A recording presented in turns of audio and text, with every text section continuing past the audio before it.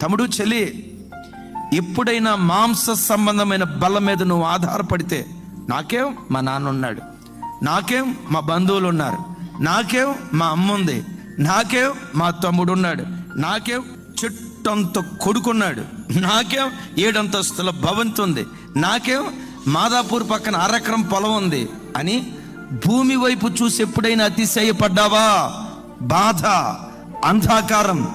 భయానకరమైన చీకటి మనకు ఆవరిస్తుంది. నేను ఎప్పుడు చెప్తా కదా, క్రైస్తవుడిగా ఎప్పుడు నీ గుండెల్లో నాకేం నా యేసయ్య ఉన్నాడు, నాకేం నా ఆరాధ్య దైవం నాకు తోడుగా ఉన్నాడు, ఏనాడు అయినా నన్ను విడిచిపెట్టడు, ముదిమి వచ్చే వరకు నన్ను ఎత్తుకుని వాడు ఆయనే, తల్లి వలె ఆదరిస్తాడు, తండ్రి వలె ధైర్యపరుస్తాడు, ఓ మంచి స్నేహితుడి వలె నాకు చేయూతనిచ్చి పైకి లేవనెత్తుతాడని ప్రతి క్షణం నాకేం నా దేవుడున్నాడనే మాట నీ నోటొచ్చును గాక.